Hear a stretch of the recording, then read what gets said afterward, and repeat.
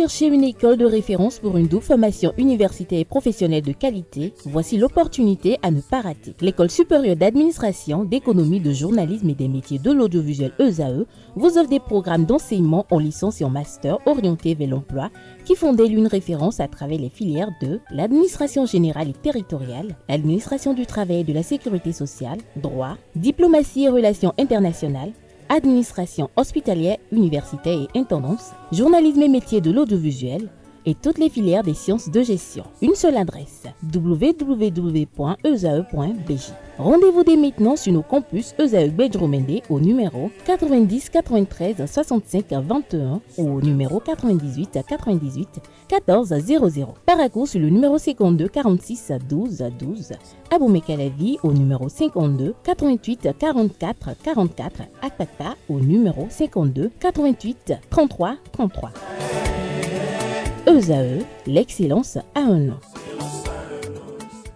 Bonjour à nouveau, chers amis internautes. Nous démarrons la une des journaux comme il est de coutume par le quotidien Maison, le quotidien béninois d'information générale et d'analyse L'Informateur qui ce matin en manchette s'intéresse à la municipalité de Cotonou. Le Canard nous apprend que l'ambassadeur de la Russie était chez Luc Setondji à Tropo. Le Canard écrit que son excellence Igor Evdokimov, ambassadeur de la Fédération de Russie près le Bénin et le Togo, était ce mardi 27 août 2024 au cabinet du maire de la ville de Cotonou et président de l'Association nationale des communes du Bénin ANCB, Luc Setondji Atropo. En autre sujet, il a été question de la coopération décentralisée entre Cotonou et Saint-Pétersbourg. Retrouvez des détails sur la nature des échanges et les retombées pour la ville capitale à la page 3 de la livraison de ce matin. On peut lire également à la une de l'Informateur de ce matin.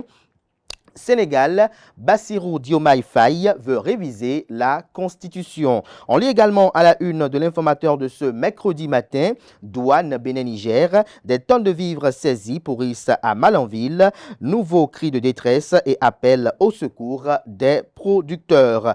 À l'oreille droite, le titre Journal École pour convier les fidèles lecteurs à découvrir dans les colonnes de sa parution les productions journalistiques des étudiants en formation sur les différents campus de l'ESAE, l'École supérieure d'administration, d'économie, de journalisme et des métiers de l'audiovisuel ESAE, bien évidemment, qui a ses campus dans les villes de Cotonou, Cotonou avec 2 sites, dans la ville d'Abomey-Calavi et celle de Paracourt. La Nation, ce matin en manchette, s'intéresse à l'industrie textile au Bénin. Les préalables à la marque Bénin vous sont exposés en page 3. Niveau d'eau du fleuve Niger, alerte rouge au voisinage de Malanville et Karimama. On peut lire également à la une du quotidien de service public ce matin, renforcement de la gouvernance et de la démocratie participative, appel à la confiance dans les institutions publiques. Fraternité, ce matin en manchette, rapport de l'OIT sur le taux de chômage, jeune net, une tendance en hausse. Que comprendre de ce titre? Élément de réponse à la page 3 dans les kiosques, mais également en ligne. La ville des 41 collines se part de ses attributs préfectoraux. La cité administrative de Dassazoumé, désormais une réalité, se réjouit. Fraternité ce matin en deuxième de titre. Retrouvez des détails en page 4. Le matinal ce matin en manchette parle de la production cotonnière 2023-2024. Le Bénin, deuxième dans l'espace UEMOA, l'Union économique et monétaire ouest-africaine.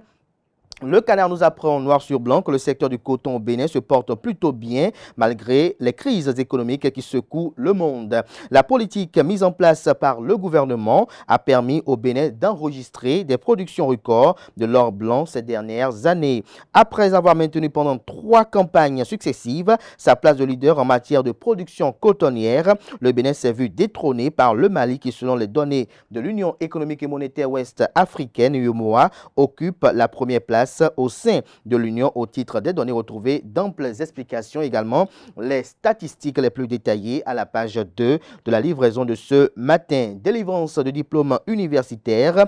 Les universités béninoises reconnues par le Nigeria vous sont publiées à la page 11. Matin libre ce matin en manchette.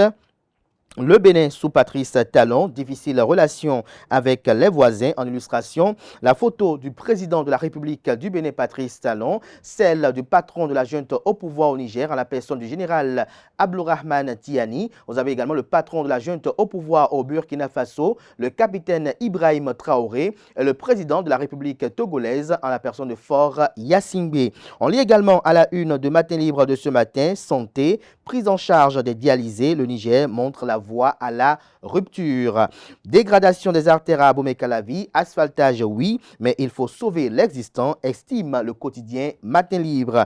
Le Béninois libéré libère ce matin à sa une après l'assurance, l'hôtellerie, le pétrole et l'énergie, le secteur des télécommunications, Salif Ouedraogo, dans un soutien franc à la rupture pour un Bénin mieux connecté. Le potentiel ce matin en manchette, entrave à l'exécution d'une décision de justice suite aux troubles sur la coopérative d'aménagement rural d'Agbotagon à Tofo. Constitution violée, le préfet Jean-Claude Kodia reconnu coupable. C'est une décision rendue par le tribunal d'Alada, précise Le Canard. Retrouvez des détails sur cette affaire à la page 4 de sa parution de ce matin.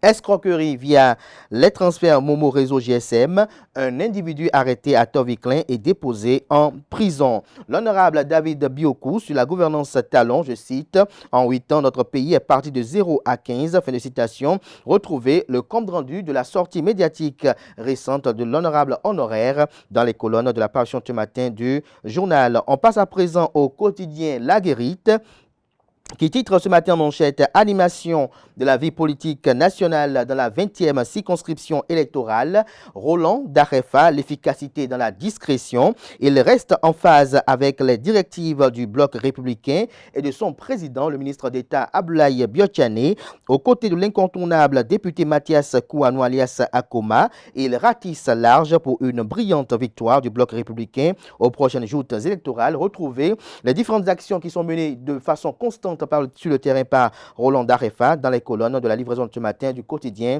La Guérite. On découvre à présent la une de Bénin Intelligent, enseignement supérieur, grand ménage nigérien au Togo et au Bénin. Le Canada nous apprend que plus de 22 000 Nigérians ont obtenu de faux diplômes au Bénin et au Togo dans des établissements privés selon le ministre de l'Éducation du pays. Le Nigeria désavoue alors ceci et publie une liste de 8 universités homologuées, laquelle liste vous est publiée également à la page 3 de la livraison du Canal. Il s'agit bel et bien du quotidien Bénin Intelligent. Libération nous libère ce matin en manchette.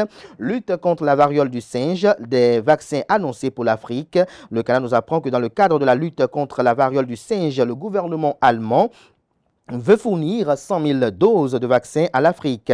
L'objectif visé est de contenir l'épidémie sur le continent à court terme en apportant une aide directe aux pays les plus touchés tels que la République démocratique du Congo et le Burundi. En effet, cette épidémie a été déclarée urgence de santé publique à l'échelle continentale en août par les centres africains de contrôle et de prévention des maladies CDC Afrique.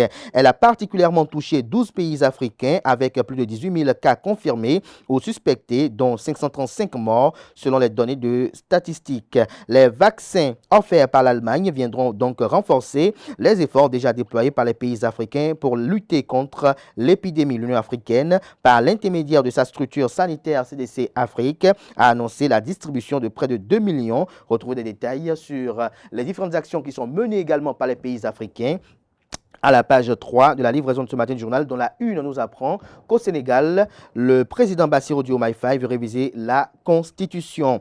L'événement précis ce matin en manchette, situation des AME, les aspirants au métier d'enseignant, des cantines scolaires, des matériels pédagogiques, des primes et bien d'autres.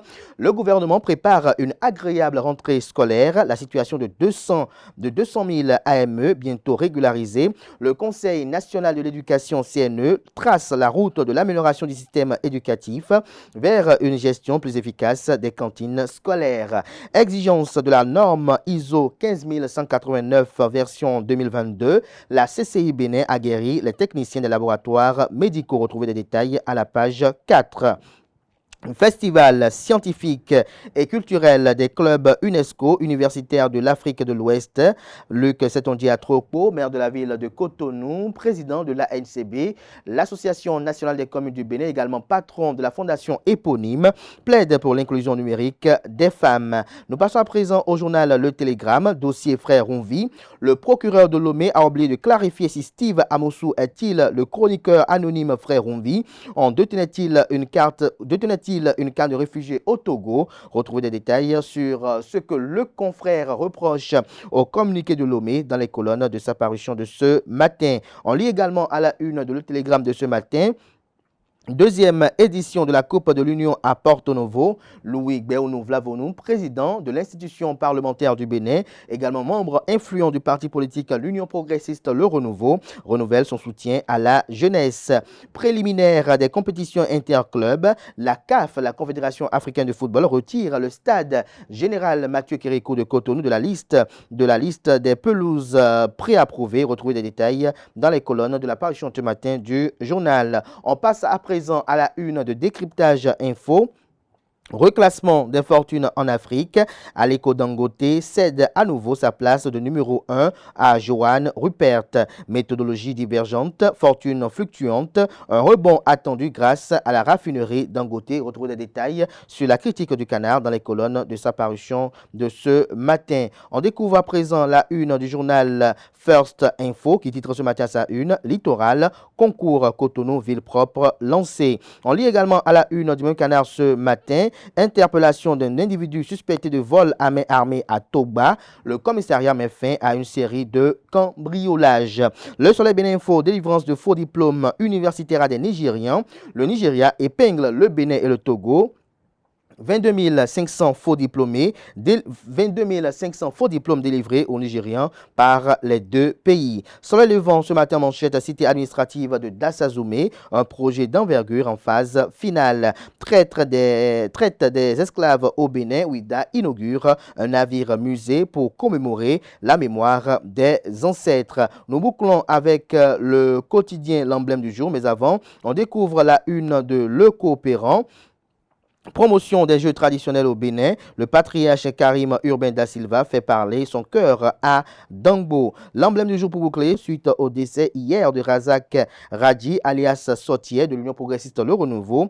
Les condoléances de Joseph de Bruno vous sont relayées à la page 2. Voilà l'essentiel à retenir de la présentation de quelques titres parus sur la presse locale. Les quotidiens sont disponibles dans les kiosques, également accessibles en ligne. Place à présent au bulletin matinal d'information et à la page des sports.